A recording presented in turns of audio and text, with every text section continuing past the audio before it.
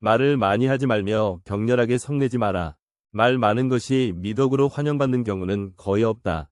호랑이 입보다 사람의 입이 더 무섭다는 말 한마디로 많은 사람이 다칠 수 있음을 경계하라. 분노를 다스릴 줄 알아야 한다. 화가 날지라도 분노를 드러내지 않고 억제하여 마음속에 가둬두어라. 사람은 누구나 감정의 폭발을 억누르기 어려운 때가 있다. 그러나 한 가지 확실한 것은 흥분해서 자제력을 잃으면 그 분노는 자신의 몸을 망치는 도끼가 될 것임을 명심해야 한다. 얄팍해지는 것을 경계하라. 옳지 못한 일은 결코 해서는 아니 된다.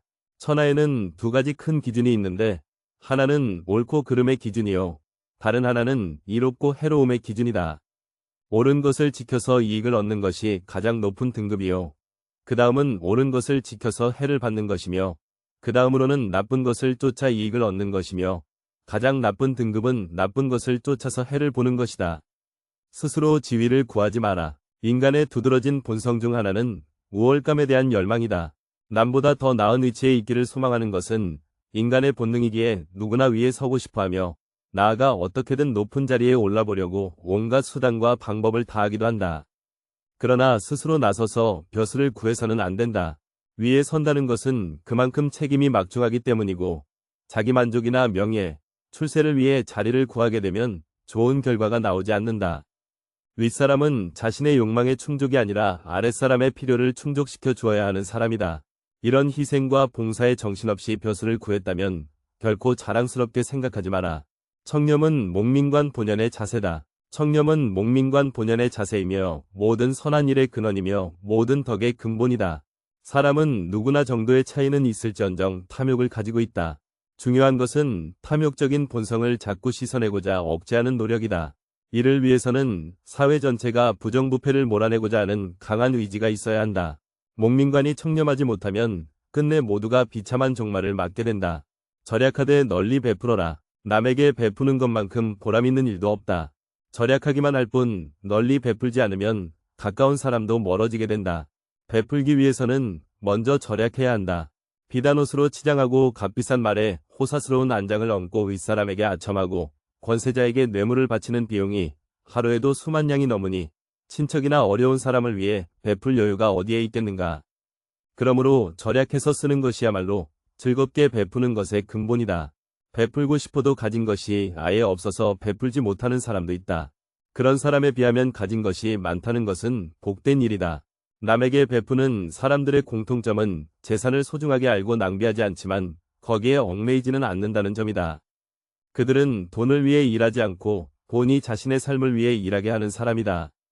이것을 명심해야 한다. 굳은 일도 기쁜 마음으로 행하라. 기쁜 마음은 자발적으로 나서는 마음이다.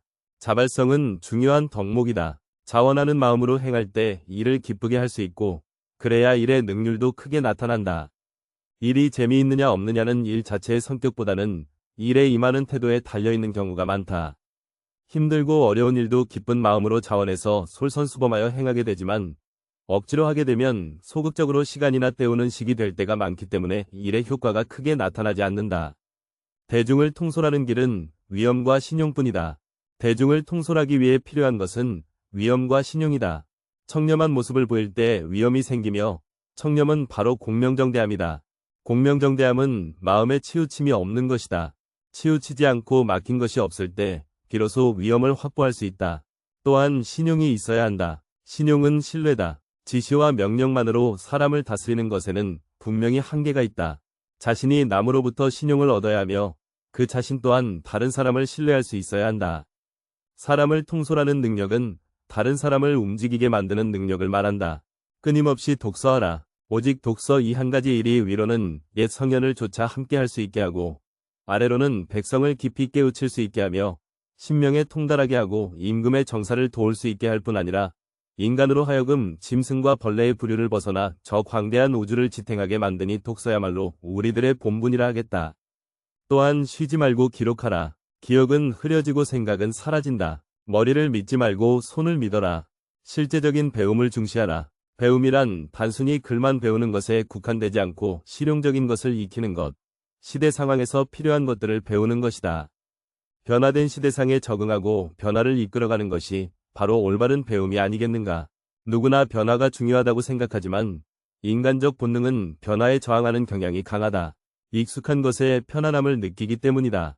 이러한 변화에 대한 거부감은 지속적인 배움의 자세를 가져야만 그제야 비로소 줄어들 수 있다. 배움은 성장의 밑거름이다. 배움을 통해 끊임없이 새로운 생각과 방법, 도전의 불꽃을 일으킬 수 있으며 환경의 변화에 적응하는 법을 배울 수 있다. 함부로 칭찬하지 마라. 실없이 칭찬하면 말이 무게를 잃는다. 근거 없이 비방하면 비난이 내게로 돌아온다. 지위가 높은 사람의 한마디는 아랫사람의 인생을 들었다 놓았다 한다. 좋은 말도 가려서 하고 충고도 살펴서 하라. 무심코 던지는 한마디가 비수가 되어 박힌다. 뜻없이 한 행동이 걷잡을 수 없이 커진다. 말과 행동이 사려 깊지 못해 원망을 사고 재앙을 부른다. 아무리 맛난 음식도 입에 들어가자마자 더러운 물건이 된다. 먹다 뱉은 음식은 아무도 거들떠보지 않는다. 음식이란 어차피 목구멍을 넘기기도 전에 더러워지고 뒷간에 가면 똑같다. 유비무환의 자세로 재난에 대비하라. 언제든지 재난이 발생할 수 있다는 생각을 하고 미리 대비해야 한다. 인간의 부주의나 잘못으로 인한 재난이든 자연으로 인한 재난이든 재난을 당한다는 것은 불행한 일이다. 첫째, 재난 방비를 위한 유비무환의 정신을 가져라. 둘째, 신속히 재난에 대응하라. 대부분의 위기나 위험은 사전에 반드시 신호를 보내게 되어 있다.